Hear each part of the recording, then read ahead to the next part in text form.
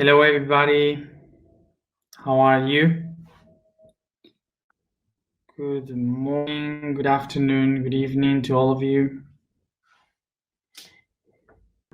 How are you to take a walk around the eighth dimension?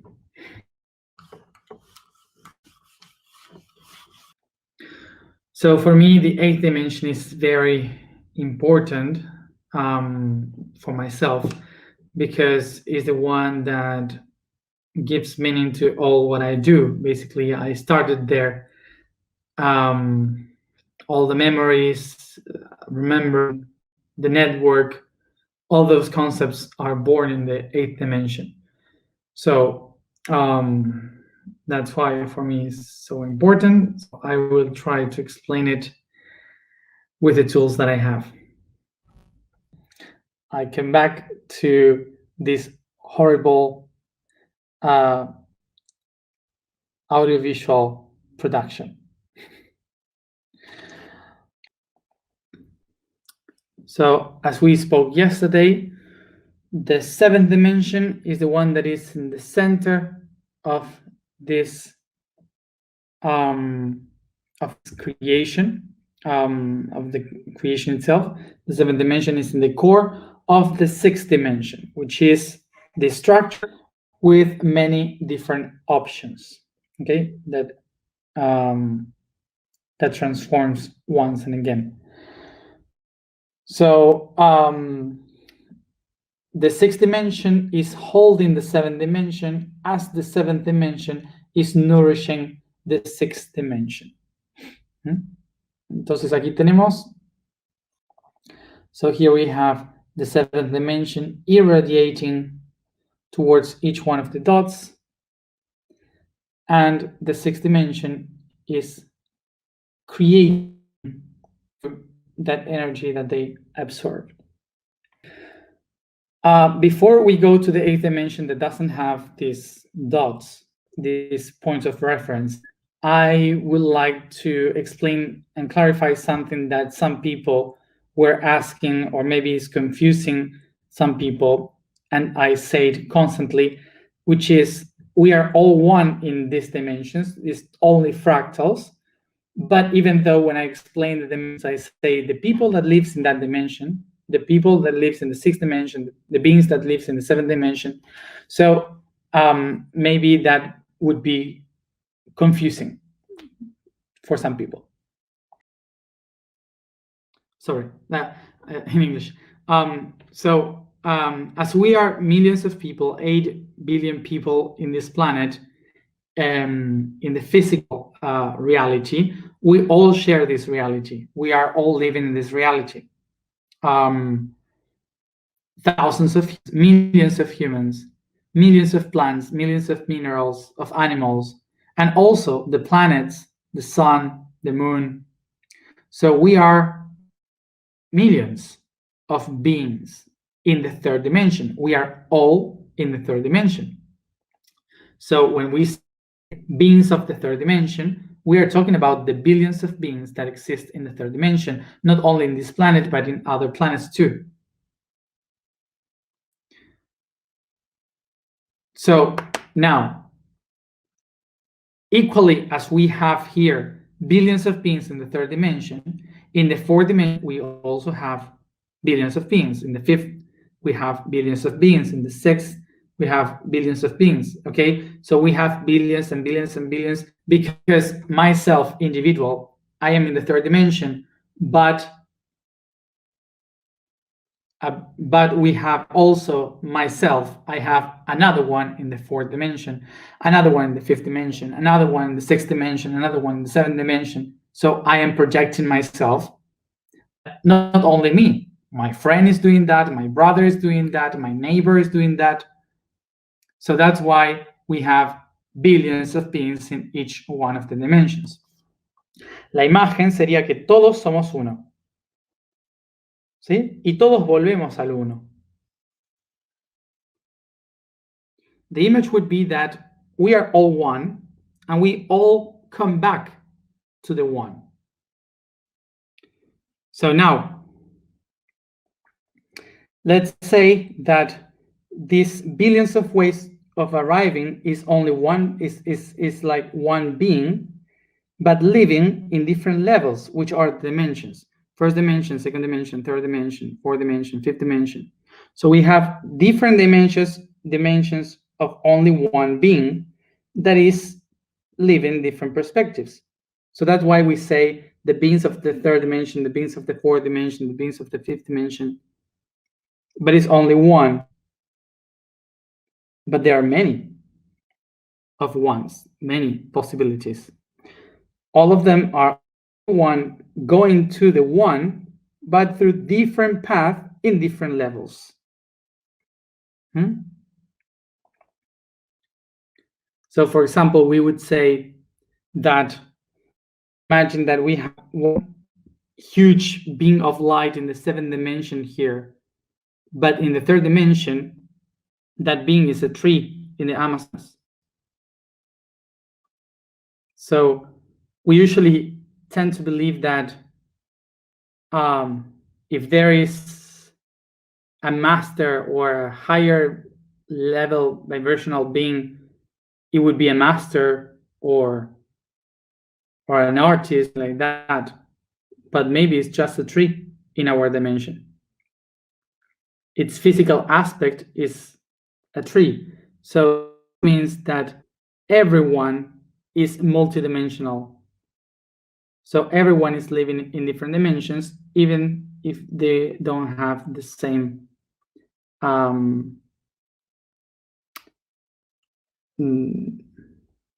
patterns or whatever. So now, for example, also can happen that I have a master in the fifth dimension, but in the third dimension is a tree, is only a tree, but in the fifth dimension is a high master. And how can I listen to that high master? How can I receive the information from that high master? Well, because we have connections through the network. Okay, so by patterns of geometry, these beings are connected. They are not separated like this, one. No, they're all interconnected like this. So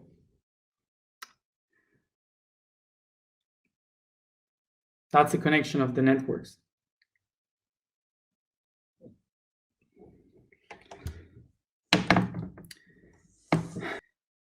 So now, for example, take a tree as an example, but you can put it wherever. You can put it as a cat or as a dog or a stone, doesn't matter. It's a physical aspect of someone.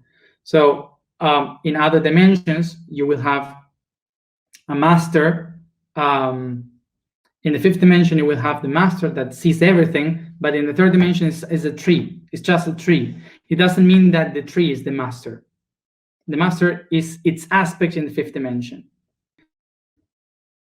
So, for example, there are people that live a very human life, like normal life, and even though they are, I don't know, ascended people, like huge masters in other dimensions, or enlightened beings like angels or whatever in other dimensions, but in this one they are not. So somehow, maybe someday they will manage to connect with the self, download the information of themselves from other dimensions.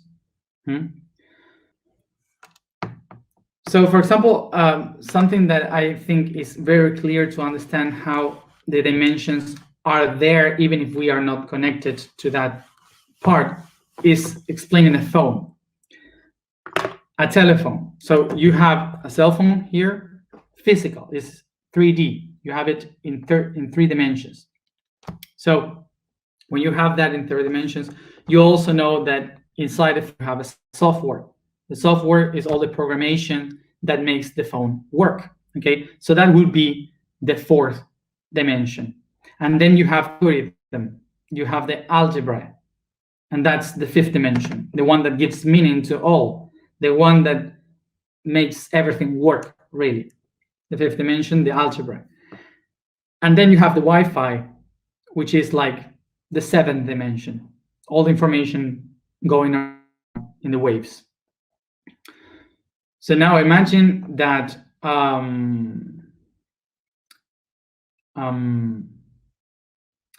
if I break the phone, if I make it into pieces, it doesn't mean that the seventh dimensional aspect of myself, that the programming, that algebra disappear. They are still there. They live by themselves in that dimension. They are still there, existing. The only thing that broke was the phone, which is the third dimensional aspect. So that's why when the third dimensional aspect dies, you are still there in the fourth dimension. So the fourth dimension is like the cloud, like where you upload all the information. So if the phone breaks, it doesn't matter because I have everything in the cloud, which is the fourth dimension and the fifth dimension. Okay, so you get lost. That's what happened when we die. So the thing is that some phones that they didn't make the upload. Sorry, how to say this? The update of the phone. So if you don't do the update, you'll be living with the old software of your phone, which is the old charge of your soul. Okay, and the people that make an update of the phone are able to download the information from the network, the fifth dimension. Okay. Bueno. So with the example of the phone, maybe you can get a little bit better how the dimensions are connecting with us. Okay.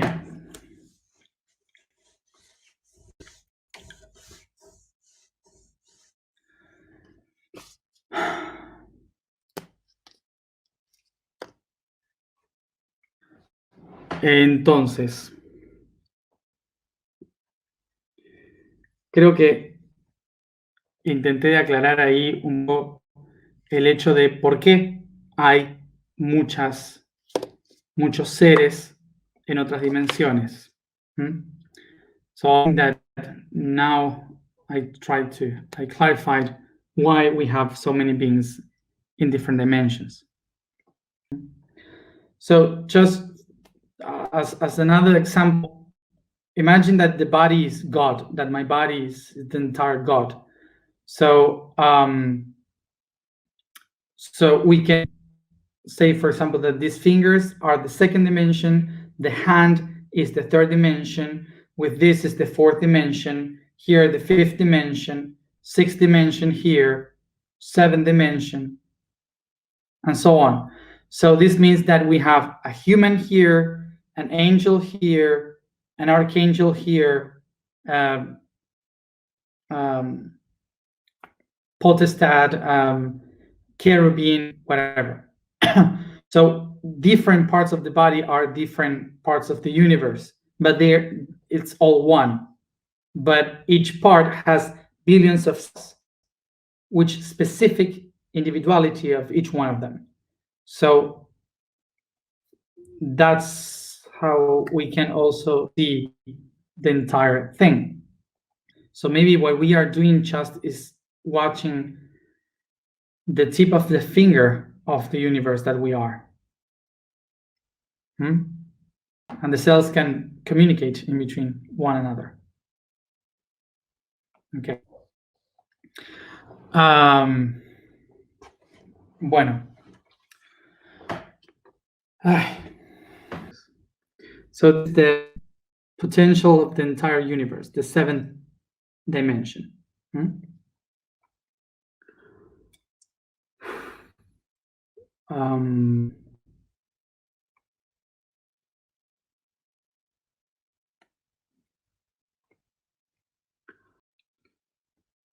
So the seventh dimension, the seventh dimension is like this light of potential of the entire universe. And this energy is so strong, so hard, that it needs to be released, to be expressed. It's like, for example, in our dimension, Earth, they have a lot of pressure. Earth has a lot of pressure in the core because of the gravity and the atmospheres. It is heavy, so very heavy. So sometimes that energy that is created inside needs to go out to set itself free, and that release of energy is what we experience as earthquake. Okay, the earthquakes are the movement of um, of the crust of the planet because of that release of energy. Okay, so in the seventh dimension happens exactly the same. So it express this amount of energy, and it goes out and comes back being reabsorbed by the other side. But remember that this structure has 12 rays.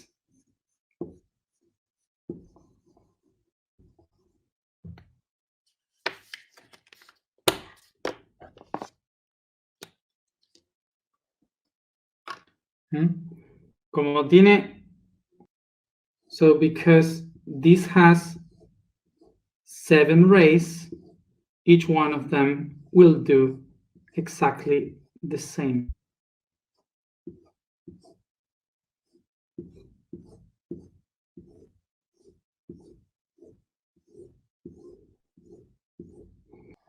What this is generating.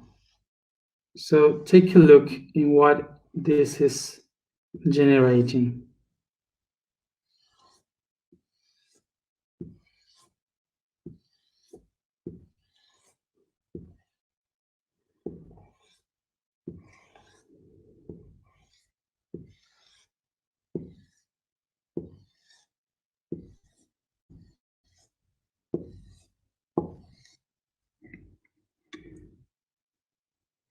If I keep expanding these patterns, look what is happening.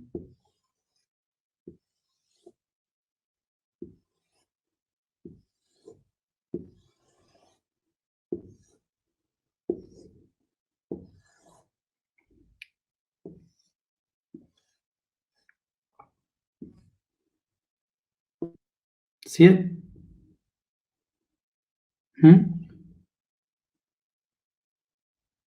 So what you see here is 12 toroids, 12 torus, that they start to multiply by thousands once and again, creating many, many patterns. What is this reminding you, this structure here?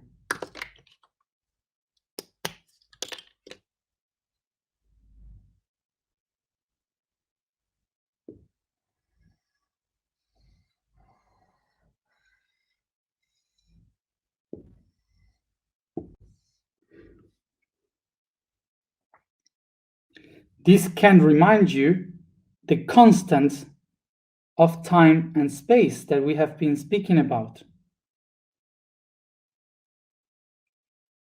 Can you see how the grid of time and space appears? So this is the origin of the lines of time and space, the conjunction of all the torus that creates this dimension is the one that holds the grid of time and space, the constant that we call the net.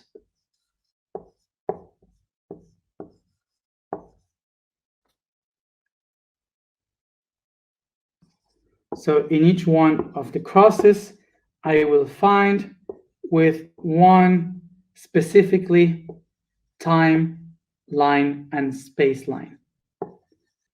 So what they are doing here, they start to bend themselves. They start to bend the lines of time and the line of space. So that's the bending of time and space, the creation of the nodes. Some going right, the other one going left is exactly as sunflower distributes the seeds, okay, into spirals, one to one side, other one to the other side.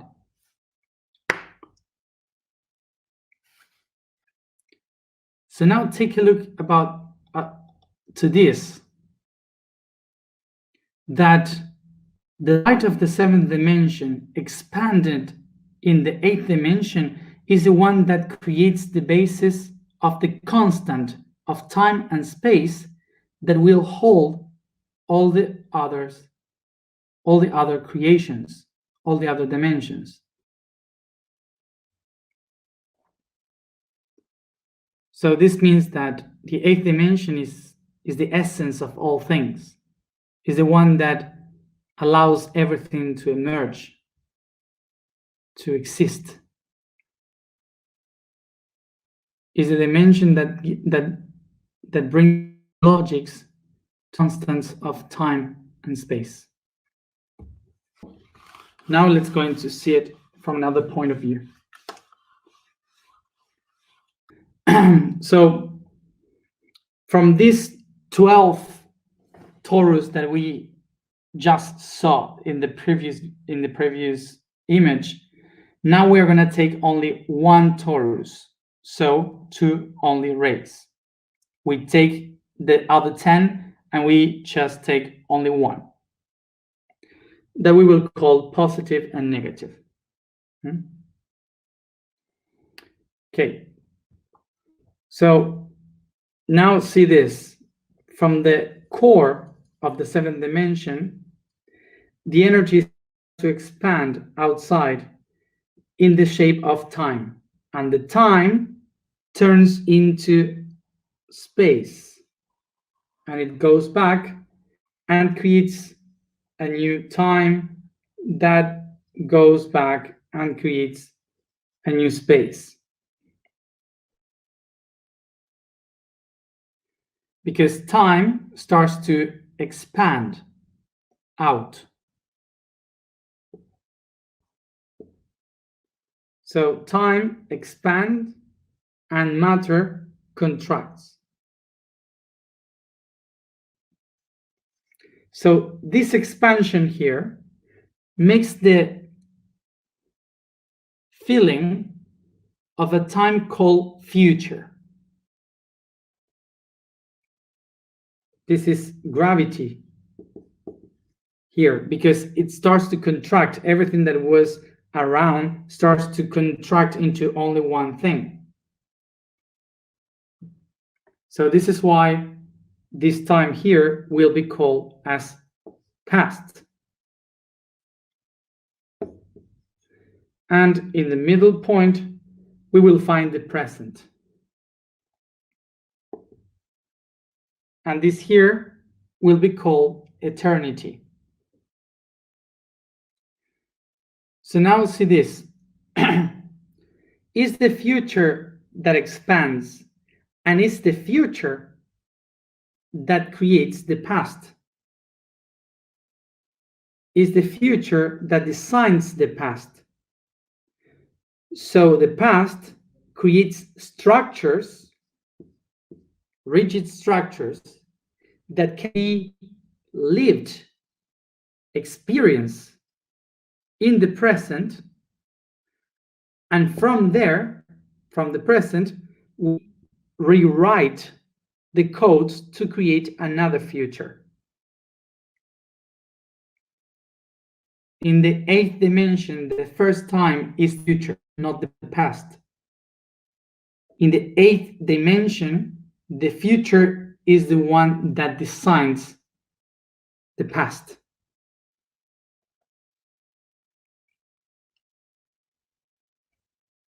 This is why naturally, in order to know where we go, we have to know from where we come from. The present is the moment where I can use the tools that I have created in order to build a new future.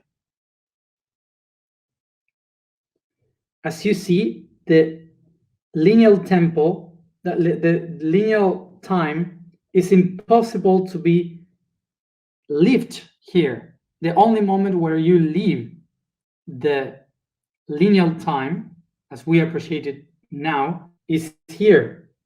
But the whole rest doesn't have a line. So let's understand something that I wrote today in the blog.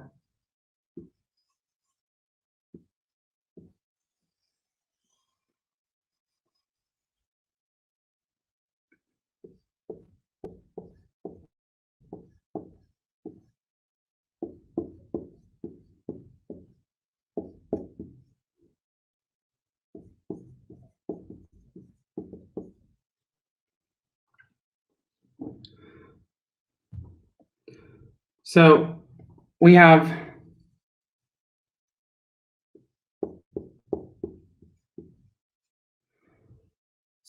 here the eternal, the future, the present, and the past. Do you remember that yesterday we explained that this is like a flower? So if we have the flower in the center, the future will be the perfume, the smell of the flower, the essence that you can perceive, that you can feel. So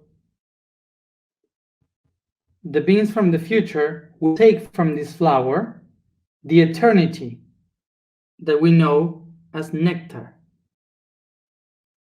Remember that nectar means death, but those who drank the nectar like gods, they became immortal.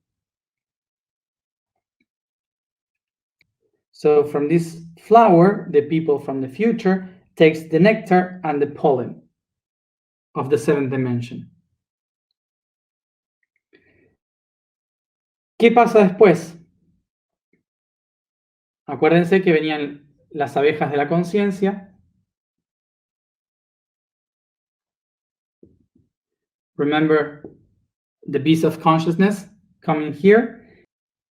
So what do the consciousness bees do in the present? They experiment creating things with the nectar and the pollen. With these products and experience that they have in the present, what do? The beings from the future, they create the past. What is the past? The structures, the patterns of the reality. And that's the beehive with all this geometry, hexagons, the beehive. They create that and they create the honey. So now I have two presents, the present that I live here and the present that I live around here. During my present, I processed all the past. I create the past. And then I had another moment of present where I receive the products of the past. The bees from the past, they bring also the pollen to the flower. So the flower can create many more. So the flower can expand, can create much fruits and blossom in the next spring. So the eighth dimension is talking us about this process, but not only from one being, but for all the billions and thousands and trillions of beings of every molecule, atom of the entire universe. So the difference of the eighth dimension with the fourth dimension is that the fourth dimension only has one line of time of one being that we experience. But in the eighth dimension is all of them together, the billions and trillions of beings, past, present, and future of everything that exists is there. This is why to the eighth dimension we usually know it as the registry, the records of all the database of the entire universe. And that's what some of you may call the Akashic records. Akasha in Sanskrit means light. So Akashic records means the records, the registry of all the light. So remember, we have light here in the center, shining. All these are the data of that light. In ancient times, we used to call this the great spider, Manik. So the eighth dimension is where everything is registered. Everything. Past, present, future, the story of our spirit, the story of our soul, the story of our body, of each of our actions, everything is there, is the matrix. So now in this turn here, we have that the future is the essence, that the present is the sense, and the past is the experience. So in this process, the eighth dimension is the one that designs all existence through the essence. As an example, we can say that the essence is a perfume, and that perfume must be smell. So that's the sense, smell. And the experience is to smell, is the verb.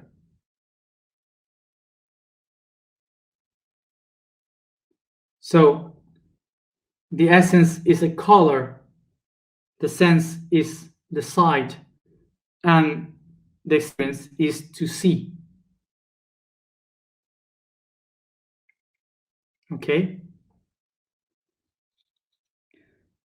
So in this way, we can tell that the eighth dimension is this essence, this perfume that designs the senses in order to be able to perceive itself, to experience itself.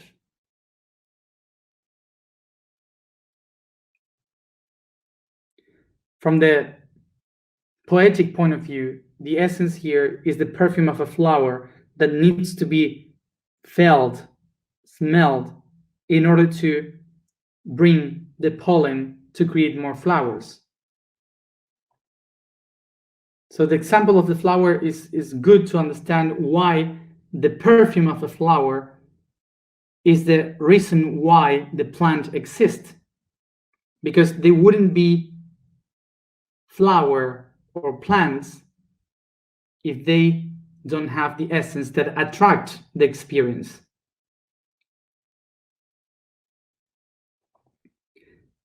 This is why the time designs the space.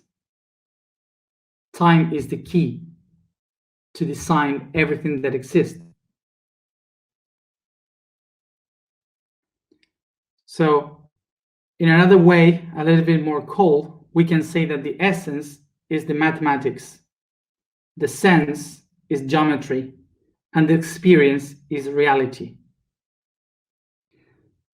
So the reality doesn't exist without geometry, and the geometry doesn't exist without math. So there you have, for the poetic people and the mathematicians, the logic people. So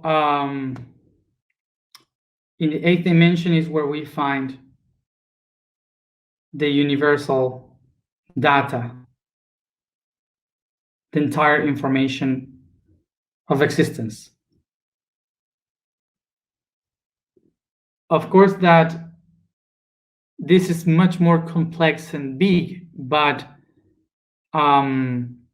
it's a dimension that you cannot explain physically. So that's why I'm trying to find examples for you to get it in a human way, which are not exactly like that, but it's impossible to see the whole thing. So I hope you can catch it.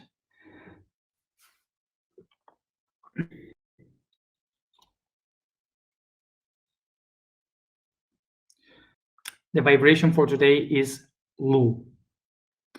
The statement for today is, I am love that enlightens. The code for today is have. The next cosmic attribute is the one that emerges from realizing what the being has inside. Everything that lays within and that can take outside. Having is the cosmic attribute of the being that recognizes the tools that has and expresses the difficult faculty, of valuing what is intrinsic to us and what can we get those gifts. This way, the being says, I have, referring to everything that discovers within itself and what can be obtained by its own creation. Let's go to the alignment.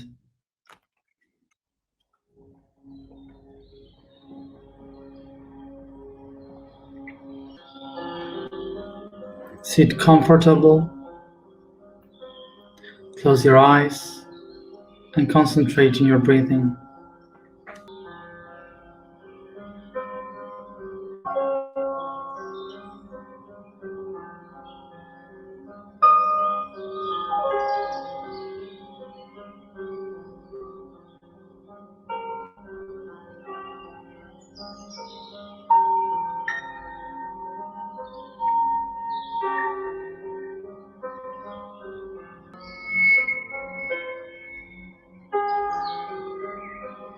I take a deep breath,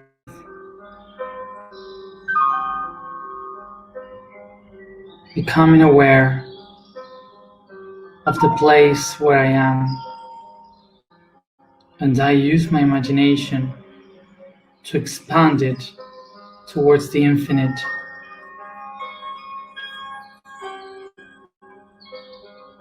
Perceiving how the walls vanish in the eternity.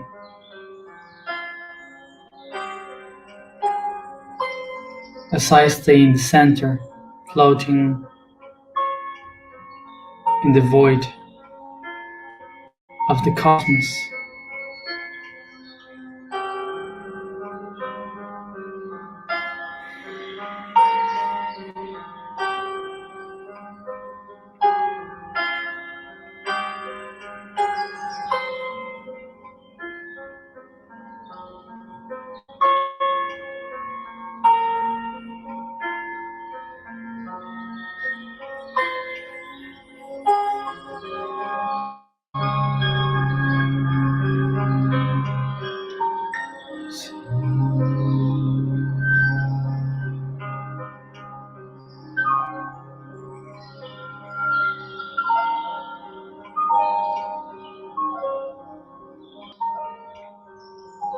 I remember the light that I have within, the light that expands like rainbows all around in every direction.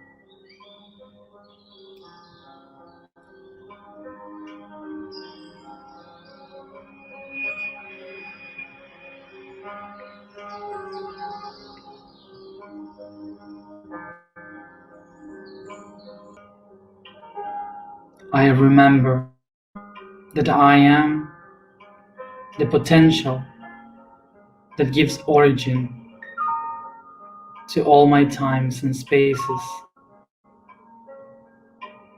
that I am my past, present, and future, and I observe all my life in front of me.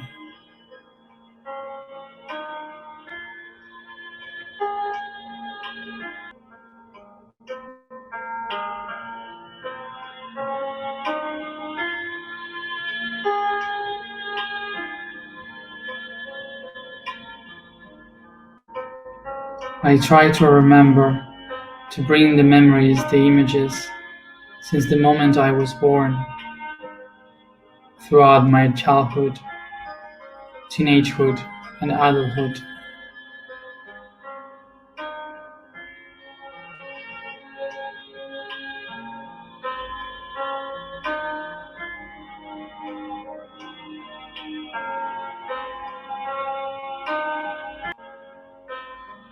I perceive that I am close to death. I feel death close to me, and I see my entire life passing by in front of my eyes.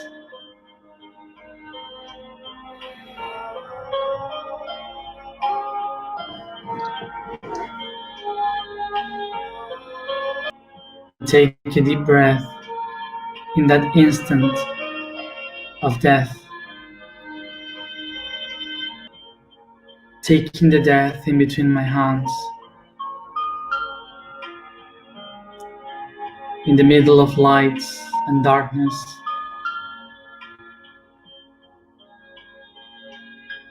I let go all my life. I dare drink the death instead of running from it.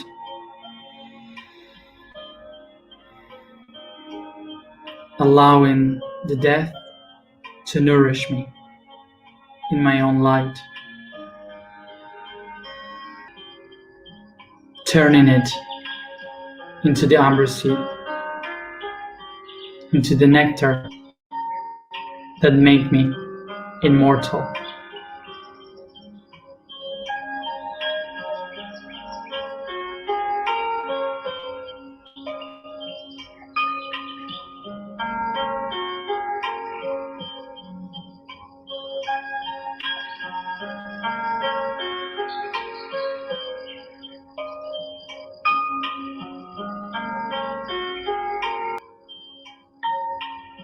And by being immortal, I expand my eternity.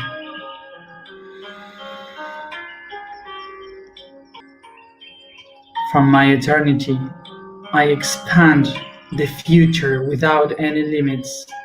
Above,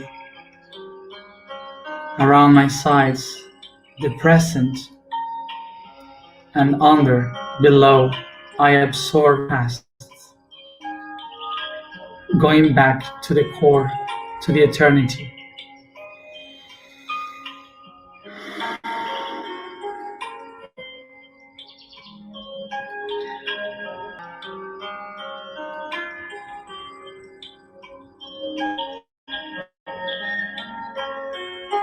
As I repeat once and again this process, I recognize that it's not anymore only my life that goes in front of my eyes.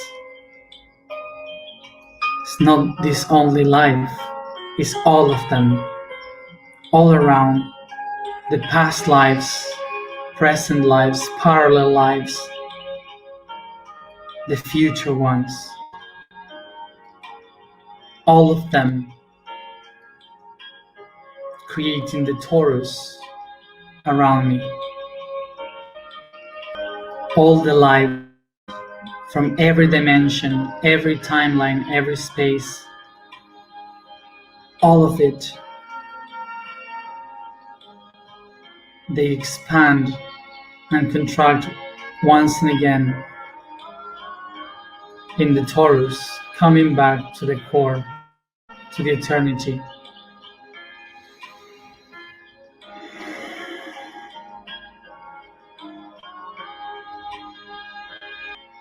I am the origin of all time and all space.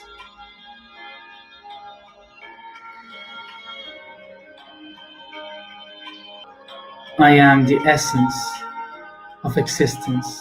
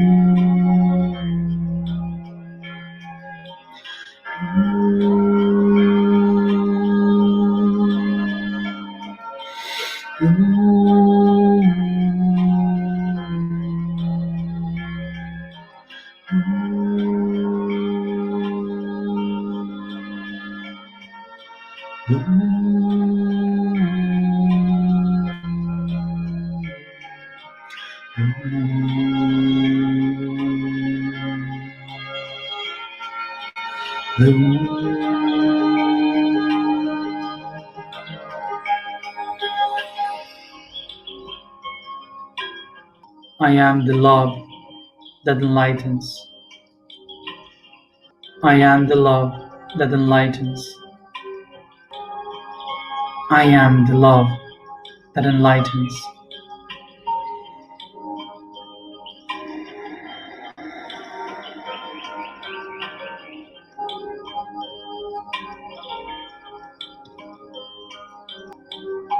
I am the network of consciousness. I believe.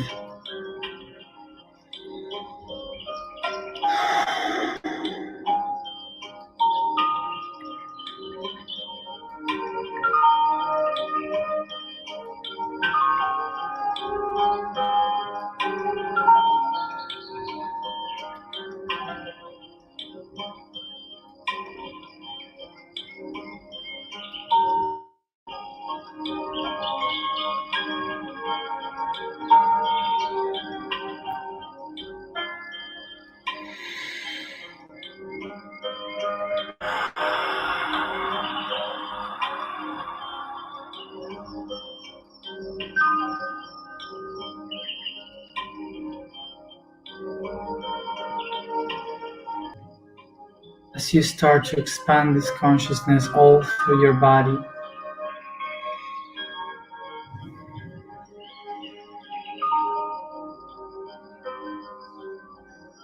and one time, come back here and now.